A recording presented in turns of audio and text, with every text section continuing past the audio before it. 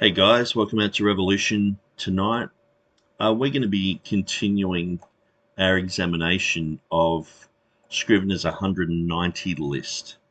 And so this is comparing Scrivener's 190 list, the differences between Theodore Beza and the King James Version of the Bible, and so of 1611. And so we're up to Matthew chapter 2, verse 17. So this is part 4. And so this is a very simple one. So it's to do with a smooth breathing or a rough breathing. And so just to give you a bit of an example, I'll just quickly, smooth breathing, I'll just quickly look up smooth breathing here on Wikipedia. And so usually the way that I remember whether something is a smooth or a rough breathing is this apostrophe, the comma. It's sort of when you're writing the word don't and you put the comma there, the apostrophe there for the abbreviation for the part that's missing in the do not. That's when it's exactly the same direction as a smooth breathing. And so if you go to say John chapter 1 verse 1 in Greek,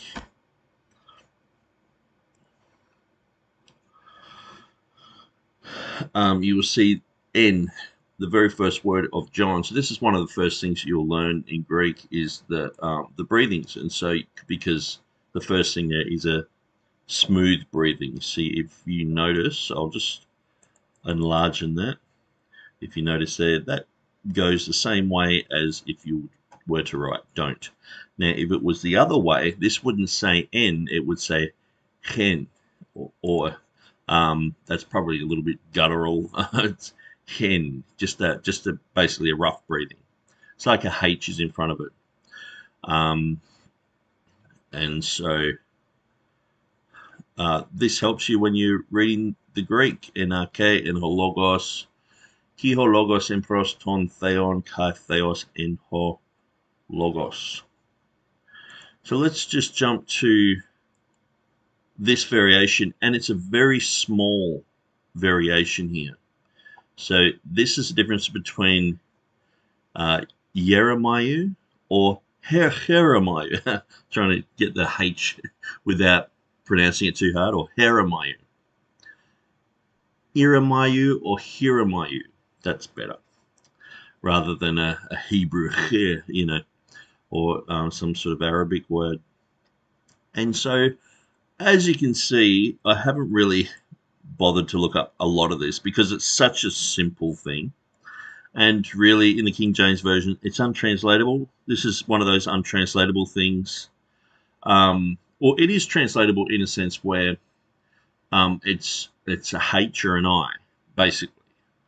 But as we've already mentioned before, which was our first example. So I'll just zip up there. I've got a new mouse here. I'm trying to scroll all the way up there. Here we go. So this was Ozias and Ozion, these examples. So the difference is a diacritical mark. Beza has a rough breathing before Ozias, making it Hosius. See how it's the backwards breathing there, which Scrivener changed to a smooth breathing, Ozian. So he's saying, okay, the King James Version has Ozias, not Hosius. So, that's what Scrivener's changed it to. And so this is the same issue here in Matthew chapter 2, verse 17. So I haven't really written that much about it. Oh, yes, I did. Exactly the same thing down here. The difference is a diacritical mark. Beza has a rough breathing before your Jeremiah, which Scrivener changed to a smooth breathing, which would be Jeremiah.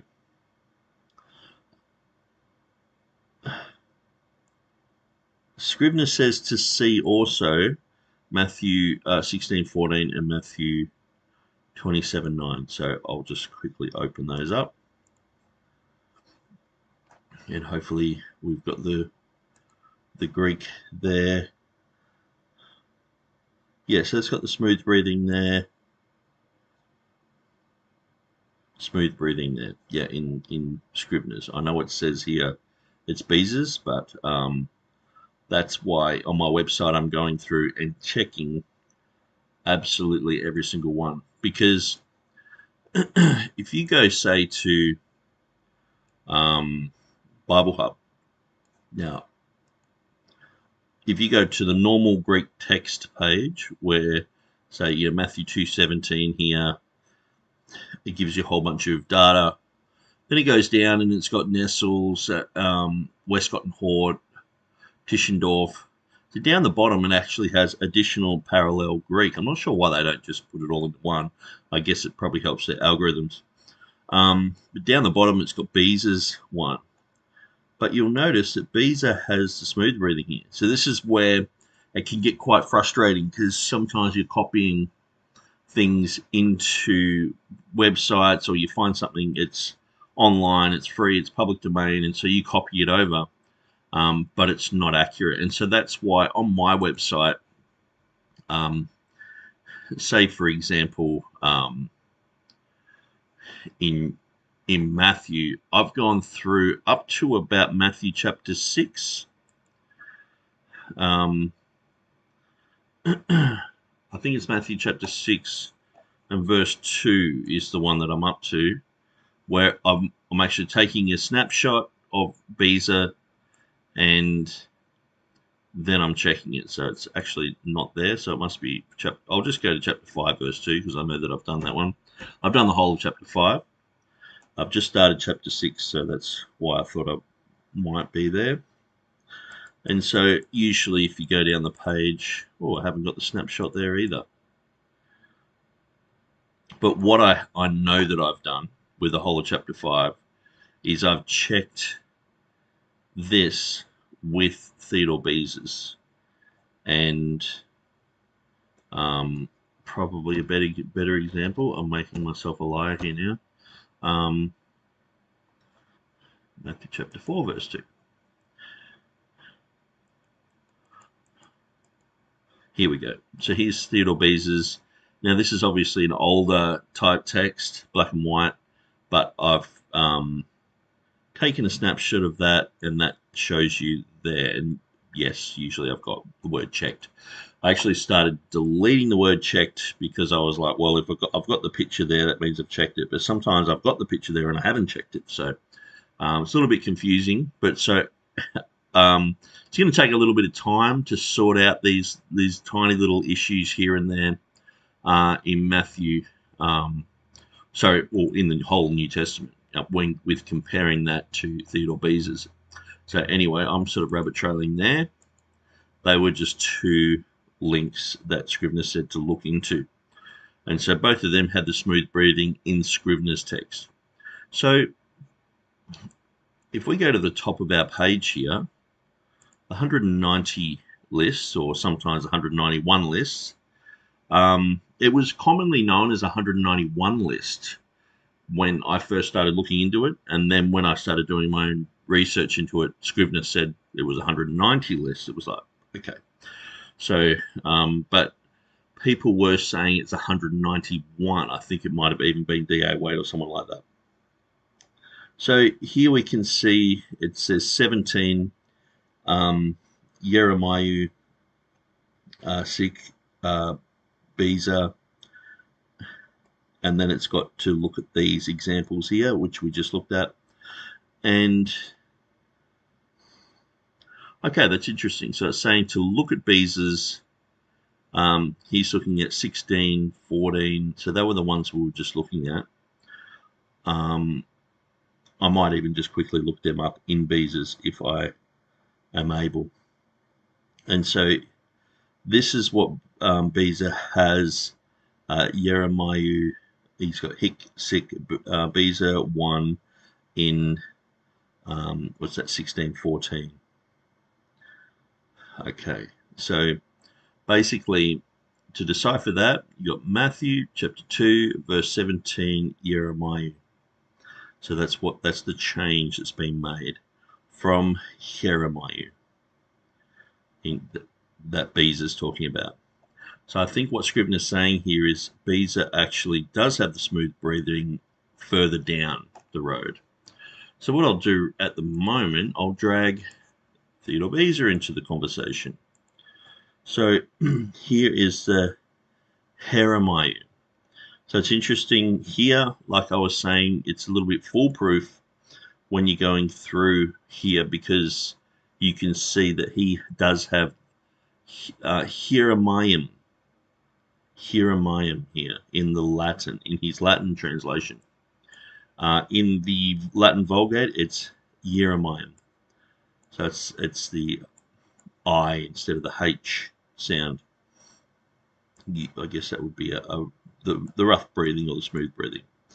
So I'll just have a quick look down here. So we've got chapter 17, and look, it has the same thing here. So we can probably check. So it looks like it's going the opposite way. So that's a rough breathing. And we can see again the rough breathing there. So he's talking about that sentence, and he's talking about something else. So up here, that's where he's got the little indicator that in the annotationis or the annotations, he's talking about that. So, and in the Latin here, he's got Jeremiah, and so I'm not sure what the difference is there. Looks like Curio Dia. Yeah, Curio Dia looks like it's missing from the second quotation of it, and so that looks different. Those two little letters there. Anyway, so what I'll do while I'm explaining all this in the background, I'm going to continue to go to these two verses here, Matthew 16:14 and Matthew 27:9, and so I'll just keep flicking through that as we go. So here I've written out exactly what Scrivener has in the end of his Textus Receptus 1881 printed edition. So he's got verse 17, Jeremiah, sic Beza, 16:14 and 27:9. Jeremiah, hic, sic Beza 1, or that would be first edition in 16:14.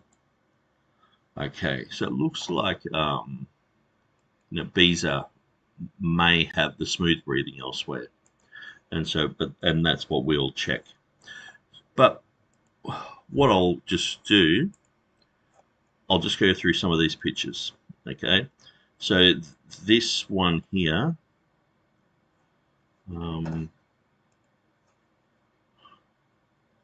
this one here, where's my mouse? I'll open these tabs up. Open tab. So we have the comparison. You can clearly see the smooth breathing that Scrivener wants to change it to, the rough breathing of Jeremiah or Jeremiah. So that's in the 190 list. Then we have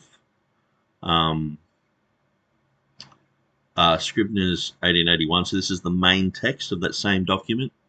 So he has the asterisks here, and that shows that it's in the end of the book, the 190 list, that this word has been changed. And so this reads exactly the same as the Trinitarian Bible Society edition that we have today. But things like this asterisk has been taken out. So they've just left that text, and also this hupo with the number 1. So you can see the rough breathing there on the upsilon, so it makes it a H like a hupo instead of a upo. And it would actually be more pronounced like hippo. And so they've got a number 1 there. So this is to do with the Westcott and Hort text. So these are the changes in the Greek from the Westcott and Hort. These are the issues that he felt were in Theodore Beza. So Scrivener's manuscript, his Greek manuscript, was dealing with these 2 issues. So I'll just quickly show you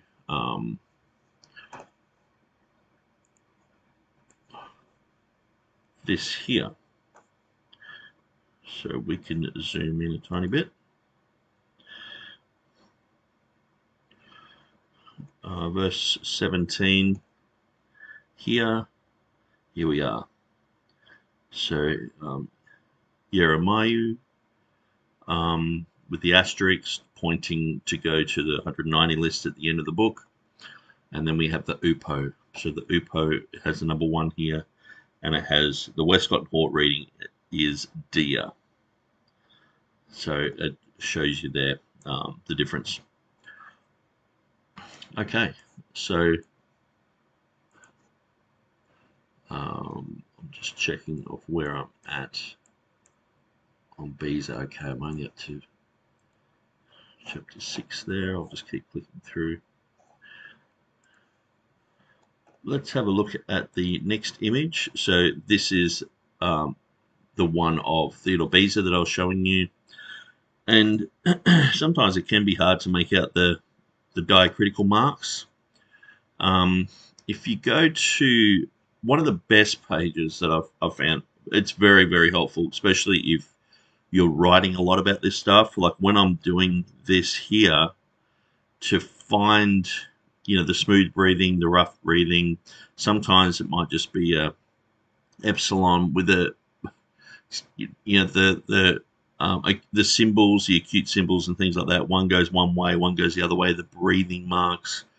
It can be very hard to find all that. Just, here we've got, it almost looks like German dots. And so to go to the Greek alphabet page on Wikipedia is very, very helpful. And so even if you're just grabbing the normal Greek alphabet, but what they do have down the bottom is they have every type of, they have, minuscule writings as well. So sometimes you might have to decipher something, especially if it's an old Greek text, Byzantine era sort of thing.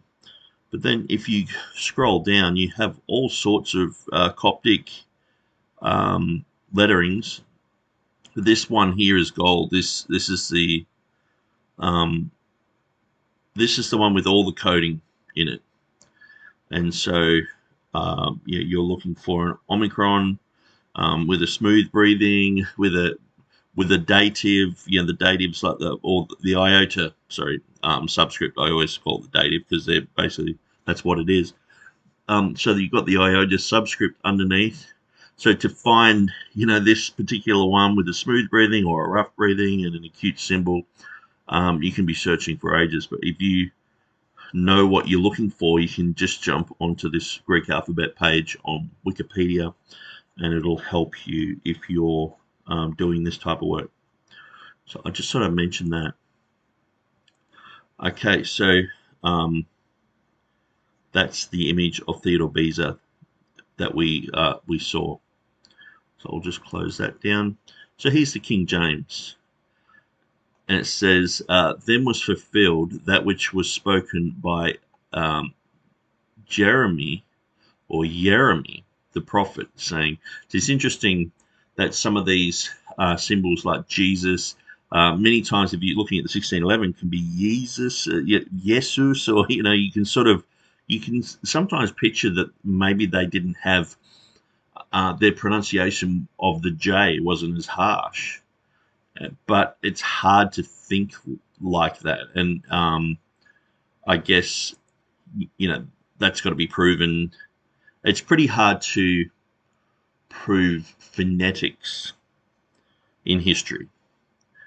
Because they can say, well, it sounded like a Spanish this. Well, how did Spanish sound back then? You know what I mean? And so unless they've got a full dictionary that goes through, phonetic dictionary that goes through and shows you, exactly how they were sounded. But we would just say, then was fulfilled. That was spoken by Jeremy the prophet. And so we would say that might have even been Jeremiah.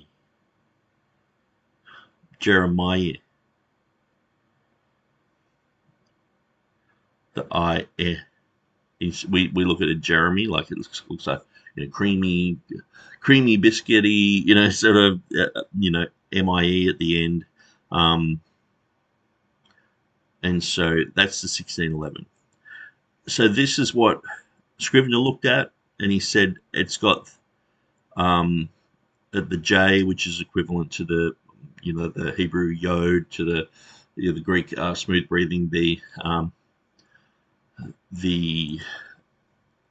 This one, Yeremiah, and not Hiramiah. Okay, so so that's where Scrivener got that from. But we know that the rules for the translators, that was one of the things that I was actually looking for before, but I didn't jump onto. Here. It can be easily explained by the translator's second rule. So this is the second rule out of the 14 rules of the King James translators. The names of the prophets and the holy writers with the other names of the text to be retained as nigh as may be, accordingly as they were vulgarly used. So if they used the word Paul instead of the word Paulos, that's what they put in the text. And so they used Jeremiah, and so they didn't say Jeremiah, and so that this rule was followed.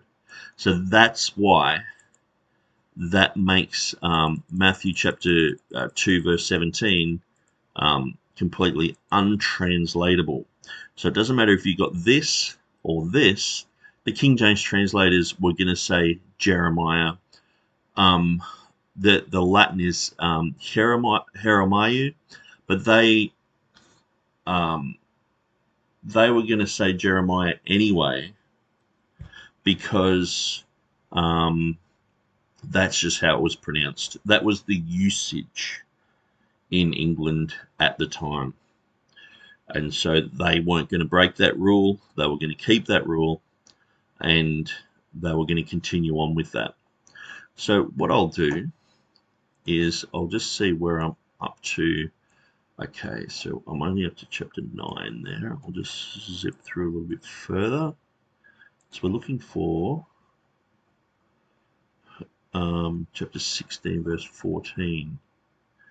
Okay, so I found chapter 17. That's a good sign. Verse 14 would be about there. Okay, so I found the first one. So this will give us a bit of an idea of what Scrivener was talking about, because the footnote does make it a little bit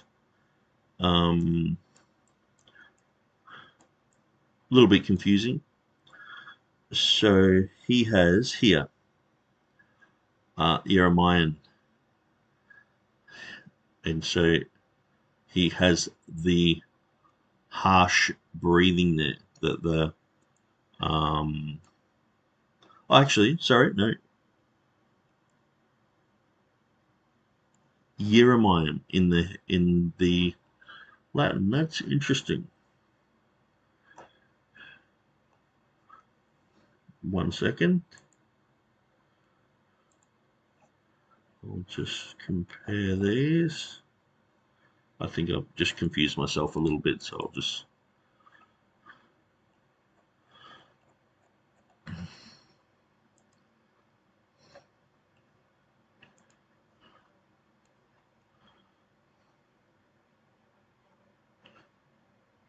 So he does have the rough breathing there. Okay. So that would be interesting to see what Scrivener has there then. At 1614. So let's go on a little rabbit trail. 1614. Let's go down. Sorry about the blurriness.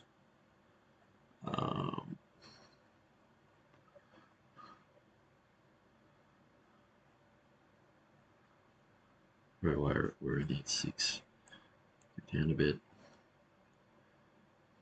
What I'll do is I'll actually not do that on the screen there. I'll give you something else to look at and something else to think about. So yeah, here we have Bible Hub, and it's saying that Beezer has the smooth breathing, where that's the whole issue between Scrivener and Beezer, is the smooth or rough breathing. So obviously they haven't taken that into account. Maybe we can just check out chapter 16 and verse 14 here. See if they made any changes. Oh yeah, we do see here for the first time, that's a Nestle Greek text. So they've gone with the rough breathing here. Westcott and Hort had the smooth breathing. Interesting. Okay, so we see Westcott and Hort NA28 variants, and so they, oh no, here we are. I thought they had a completely different name, but it's just sort of moved on down the track here. Smooth breathing, but we're really interested in Beezer. So we can see they do acknowledge here the difference, which is quite strange that they don't do it in the first instance. And so, yeah, so that must be exactly what Scrivener's talking about when he says, basically to, check these other verses out and, to look at these. And so I won't look at the other one because it's a little bit of a rabbit trail trying to find it. But, if you get excited, you can do that. If you get excited and you take little snapshots of any of these and find out what all these say, I'm pretty sure they say exactly the same thing, and they're not really that important for this study. But sometimes you'll be surprised. Sometimes you'll find Erasmus had a whole bunch of rough breathings or smooth breathings. Sometimes too, Scrivener does get things wrong. You'll find that he'll misread something, and so. Yeah, so where I'll move now is I'll just show you, this isn't going to be a long video, this is going to be pretty short. So I'll just show you on Textus Receptus Bibles. Now, I know a lot of people will jump on here as the definitive TR Bible place to go. Now, it's got lots of really good information, but see, sometimes when you're talking to people, they say, oh, I'm interested in the original source material. And that's fine. It's great to have original source material. But at the end of the day, like say this chart here, the variations between the Textus Receptus and the King James Bible. So this chart here, because I know the author of this website, I helped with some of the changes here. So I think I pointed out this one, which a lot of people don't know about, because Scrivener didn't even make any distinction in this. So in truth or in the truth. So whom I love in truth or whom I love in the truth. Now, if you look at the New King James, it follows in the truth, not in truth. So how sometimes, John will use that language, whom I love in truth, or, we love the brethren in truth, sort of thing. Where in the truth, it can be different. And yeah, the New King James follows the reading of Scrivener and doesn't follow the King James or the text of Beezer. So that's just one, that I pointed out. But then there are others which I'll just jump up the page here. So this is Stephanus and Beza. And so, thou shalt call or they shall call. So thou shalt call is in that singular. But see, the thing is, Beza and Stephanus, we looked at in our Matthew 1:23 video, that they were the same. It was actually Scrivener who had a difference. So this is where it can get confusing. And I know a lot of people show me this list because I'm, dancing around on Facebook a lot of the time and, talking about these issues. People will just copy and paste this to me. And I'm like, I know about this list, that's fine. So, they found instead of they saw. Both of them, they don't have the reading. Where's the support for, the bishops is the support for that. But if you looked at my video that I recently did on this, you can see they found and they saw are most probably synonymous. And so issues like this, we're looking at Matthew chapter 2, verse 17, it's not even an issue. It's not brought up. And so so sometimes, this list here, it can be, you can sort of be left going, hang on, that's not correct, or that's not right, and so that's why, I've been doing my study for many, many years. I take my hat off to the author of this website, which I really enjoy. But when people say, okay, I'm going to go to the original source documents, just because it says here Matthew's Bible, it doesn't. Sometimes you can be missing an L. Sometimes it can, have a H here, and so the thing is, like, you're just relying on someone who has basically probably copied and pasted that from a computer program, which someone else has worked on and said, okay, that's the Matthew's Bible. And so I know sometimes, I've made lists of things, like even on this website, the editions of the Textus Receptus. Now, this is basically a template that was on my website. So we've got a link to my website here, the Textus Receptus wiki. That's all enlarged there. But if we go to any verse, there's some verses there's a lot more information. Some have hardly any. So let's just go to 2 Corinthians chapter 9, just a random verse, and I'll show you the basic template that I use. That's on every page. So I've just got to go through and fill it in. And so I'll just go down to the Greek. So here we have the Greek. Textus Receptus, Complutensian Polyglot, Desiderius Erasmus, Colonaeus, Stephanus, Theodore Beza. I've got the first, Beza, Octavo, etc. Elzevers, Scholz, Scrivener, and then other Greek. So I haven't filled in any of that Greek. And oftentimes I'll just find stuff online. I'll fill it all in.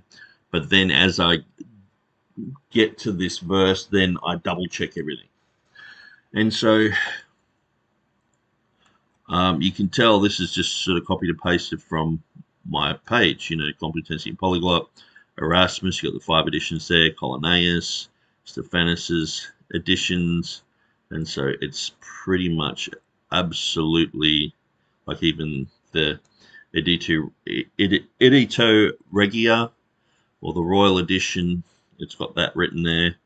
And see, the problem is this list here, it was a few years ago, I went back through, because I was very confused about Theodore Beza's editions, because someone like Dan Wallace said there was 11 editions of Beza. Now, when I did my debate with Stephen Boyce, it's like he was like, oh, there's this new edition in 1611. This was Theodore Beza's sort of like last word sort of thing, and or his printers said no, the reading of Revelation 16:5 should be changed back, and so they made this new edition. But when you go through the lists, it's not a new edition. And so what I've realized, there were 5 editions of Beezer, and I'm going through and sort of correcting this on my site because I've got a list like that and it's not actually accurate. So if I go to something that I know is perfectly accurate, like Matthew 1:1, it's basically, I've taken it to the next level. So you can go to, and I'll just make this a little bit smaller, just so you can see it.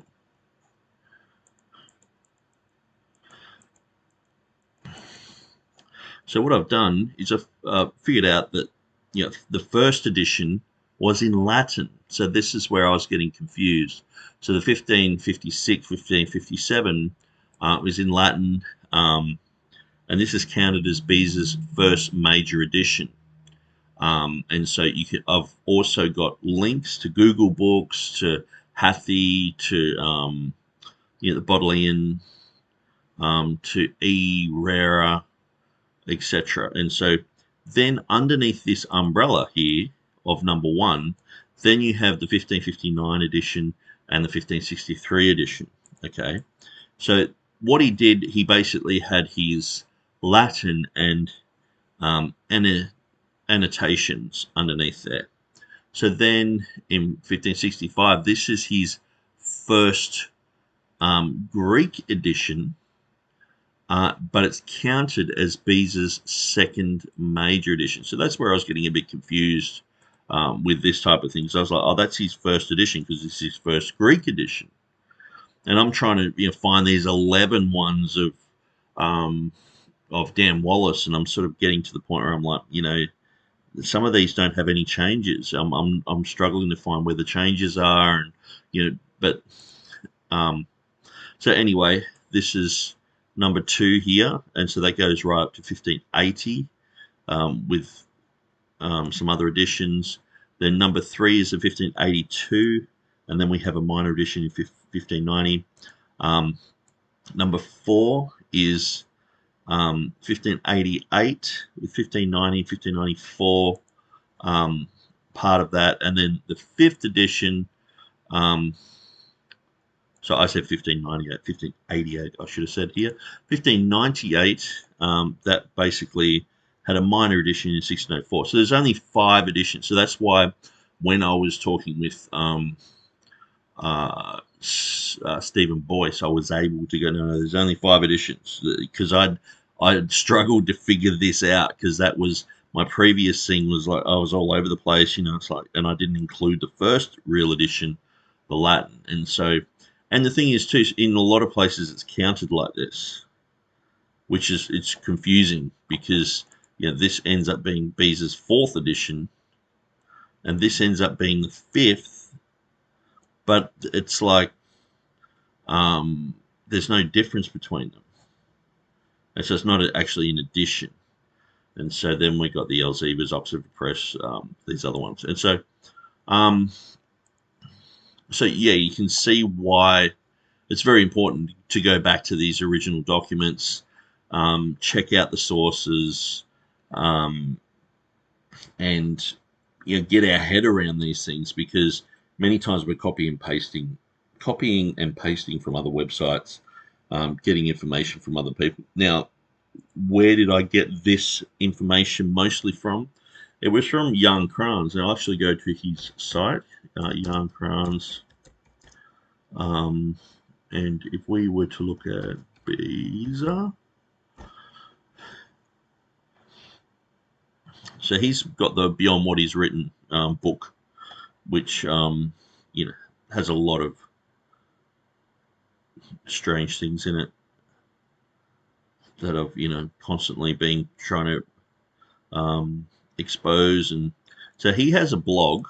So I'll just actually, that's his blog there, of him having a cuppa or something. So that should take me to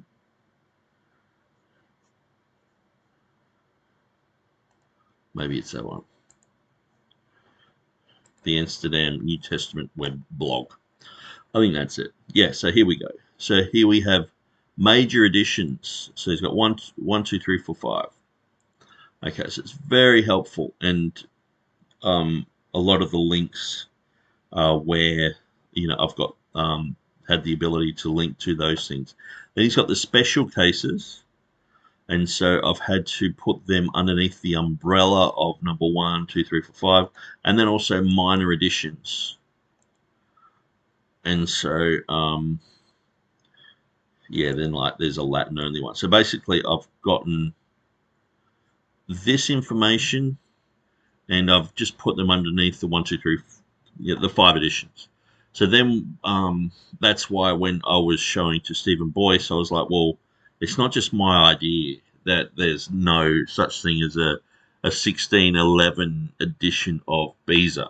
When he said that in the debate, I was like, okay, well, what you're the one saying this. Where are you going with it? And I've studied this out and tried to reach out to him and say, look, it's wrong. And he's just basically said I'm a stalker. It's like I do like sometimes 20 videos in a row on a King James debate, and I don't even know the people. I haven't even really talked to them or anything.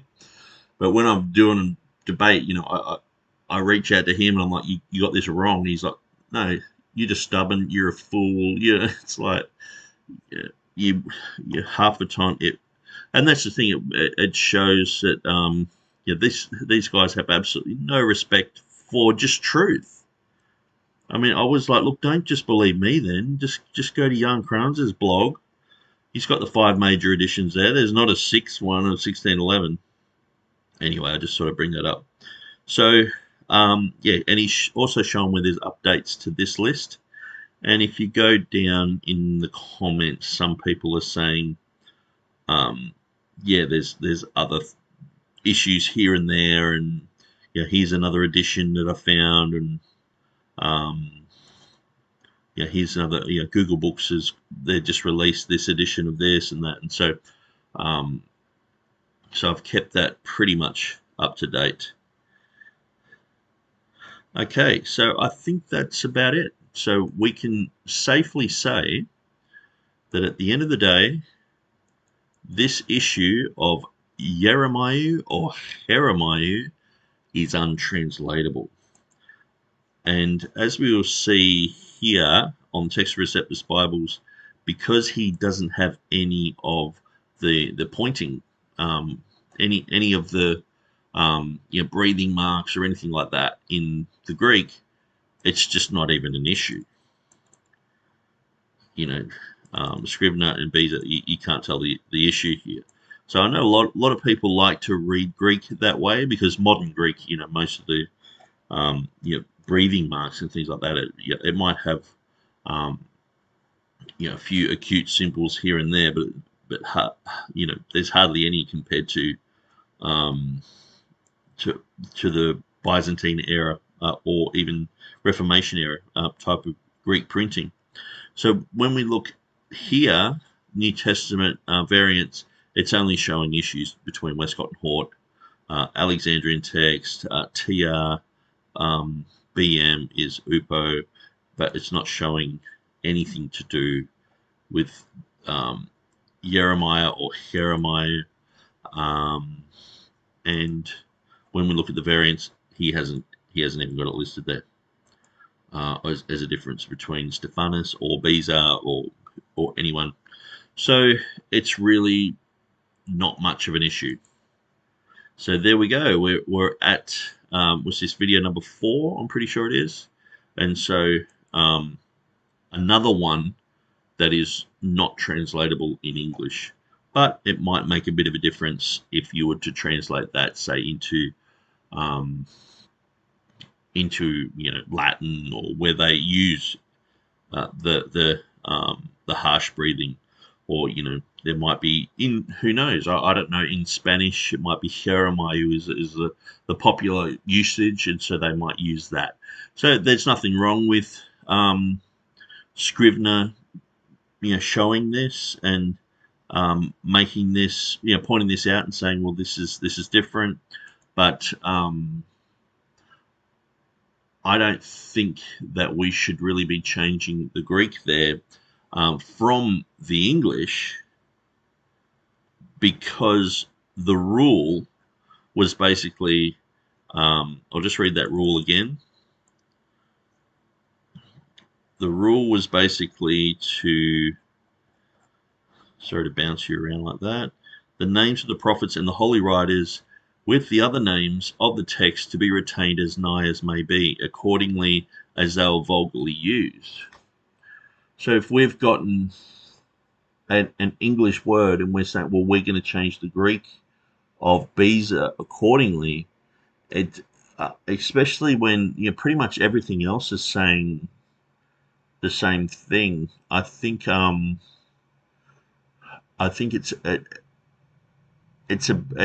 shouldn't be changed. We should just be going with what Theodore Beza had.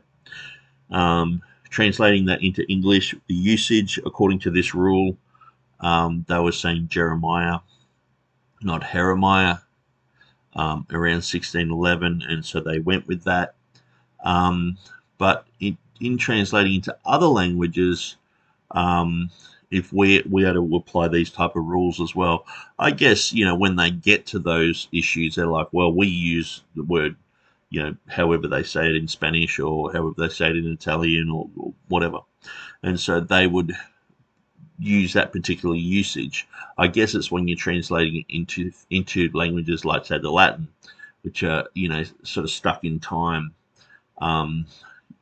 That's when you get those issues, or if you're actually doing a modern Greek Bible, because it's then you've got this rough breathing or smooth breathing. It could cause a bit of contention, and so hopefully this has helped you understand a little bit more. So we've got 190 of these to go through, and we're just at part 4 at the moment. So hopefully you've enjoyed this. If you're a Textus Receptus nerd, these videos will help you to understand the TR issues involved.